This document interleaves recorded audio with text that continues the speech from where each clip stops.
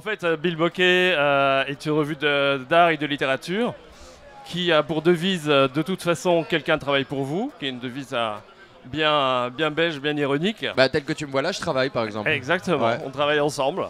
Et cette revue a la particularité d'être née ici il y a 20 ans dans le quartier, puisqu'elle a démarré à l'hôpital éphémère qui est juste à côté, qui était juste à Qui côté. était une institution et qui s'est reproduit ou répliqué au point éphémère, c'est la même équipe. Absolument, absolument. Mais ce qui est assez drôle, L'usine c'est que éphémère. maintenant, en fait, l'ex-hôpital éphémère, là, qui se trouve un peu plus bas ici, est devenu une gériatrie à côté du cimetière avec une crèche juste en face. Donc c'est une jolie trilogie. Ouais, c'est assez paradoxal, mais Ah, quelque part assez logique dans cette ville. Voilà, c'est un point de départ, un point d'arrivée. L'alternative devient un cimetière. C'est aussi ça Paris. Mais nous sommes à Montmartre, c'est différent de Paris, donc la revue est née là-bas.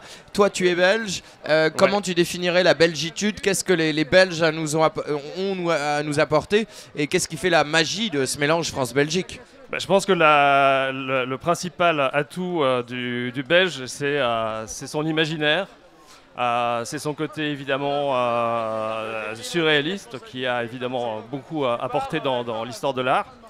Et je pourrais le définir, si on devait définir ce qu'est un Belge, on pourrait reprendre la devise une maxime de Félicien Rops, qui est un chat est un chat. Alors un Belge, ce serait Un Belge est un Belge. voilà, ce serait ça. Ce n'est pas un chien, ce n'est pas un éléphant, c'est un chat.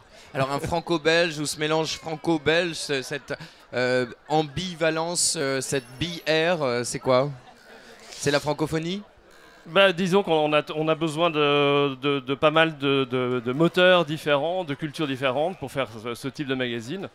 Et c'est vrai que l'esprit un peu de dérision mélangé à un esprit plus, on peut dire un peu historique, des Muséen. côtés, voilà, muséal, ça donne quelque chose de détonnant. Ouais. Merci Bill Bokeh, on le retrouve où?